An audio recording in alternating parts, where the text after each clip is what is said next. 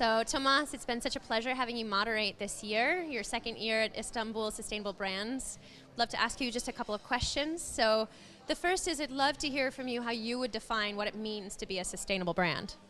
I think we should actually maybe stop talking about sustainable brands in general and just call it brands, because I think going forward, companies just need to realize that sustainability and brands should be integrated. So I don't think it makes much sense talking about a sustainable brand anymore. It should just be, a brand. And what would be true about that brand responding to the future? I think just at some of the topics we talked about today, I think purpose is probably one of the big ones. Having a purposeful brand and really creating this shift away from creating wants to actually solving needs. I think that's kind of the shift in mentality that these brands need to have. And I think also one of the things that had been emerging at this conference is the change and the move away from talking about consumers to talk about peers or allies or people as citizens, whatever you want to call them. So I think there's a lot of changes happening for brands and companies these days. So it's good to be here and to keep up with some of those changes. What do you see as some of the largest or the primary challenges that brands have to overcome to respond to future needs and really where they should be going in the future?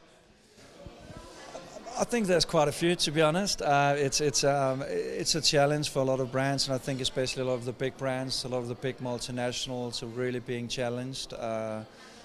Because the whole way the communication and media landscape is working is really dramatically changing. What people are expecting from brands and companies are rapidly changing. What people expect from their products, the innovations and the services are changing. And what I'm really fascinated about these days are, it's really becoming like a bottom-up thing, where people are really demanding change. And if companies are not really delivering the service and the products they want, they make them themselves through crowdfunding platforms or, these small pop-up businesses, craft beer movements, guys who do their own bakeries and all that stuff. So, if brands aren't delivering, people are going to deliver themselves. And to be honest, it's much easier for me to go down to my local corner store. I probably know the guy. I don't need a CSR sustainability report because, trust comes by his first name. So it's a really, really challenging environment now for brands. Yeah, makes sense. So you're CEO, if I'm not mistaken, of Goodvertising, yes? Yes. Co-founder. Co-founder. Yeah. The founder and CEO, very impressive, at Goodvertising. Yeah. And would be curious on your perspectives of how the advertising industry is needing to shift and change to adapt to the future imperatives for brands. Back in, 2012, I started the Goodvertising movement. I wrote the book, and I've really seen quite an amazing shift in some of the conversations happening now globally, especially within the big brands.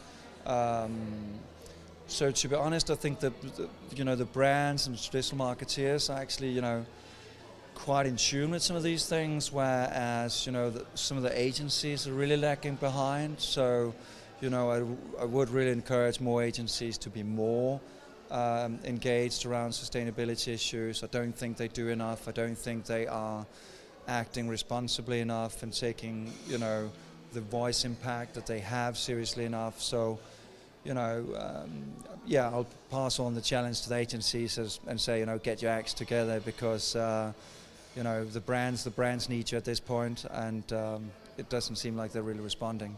Yeah.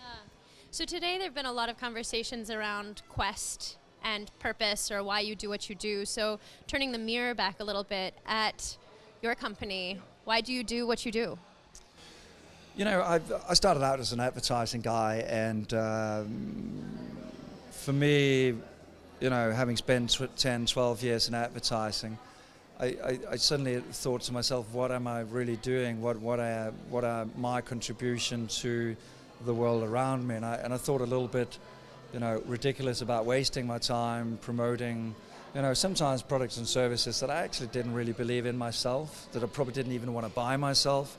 So for me, it was pretty much around COP15 in Copenhagen, where I put my faith into governments to say, I hope they can, finally get this climate agreement in place. So my expectations were really high, and they, as we all know, just disappointed.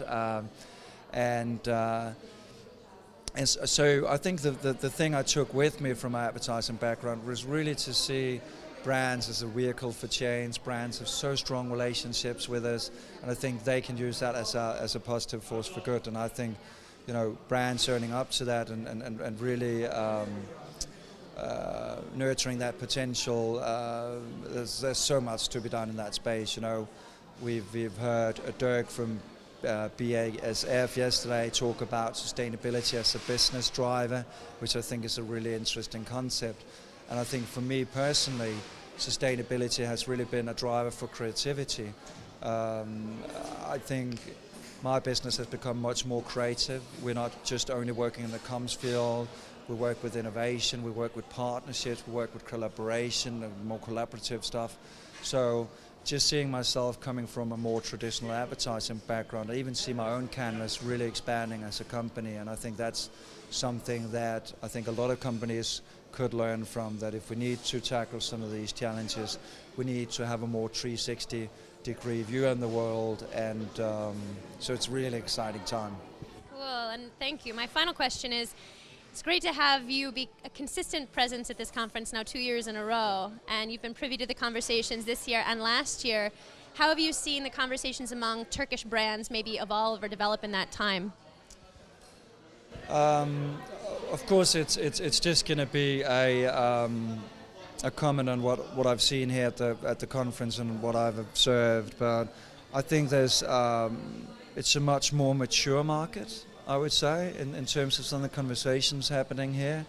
And I think for Turkish companies, there's really an opportunity to find their own space in this discussion.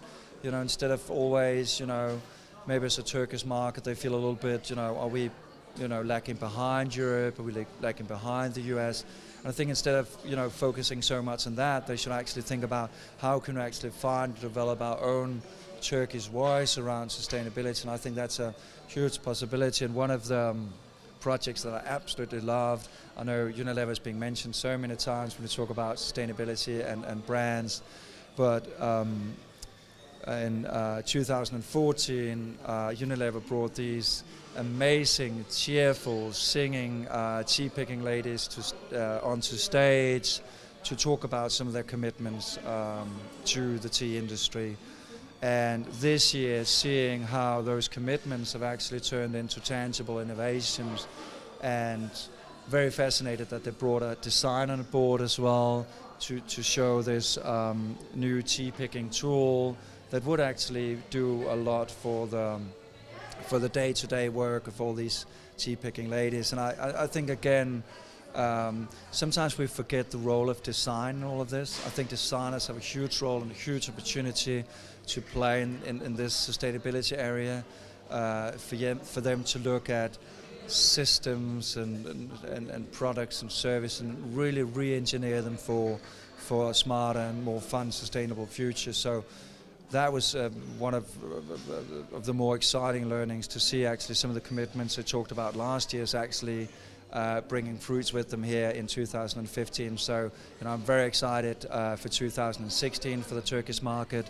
And as I said as well, I think Turkish companies need to develop their own sense of urgency and their own voice in all of this, because I think they have so many opportunities.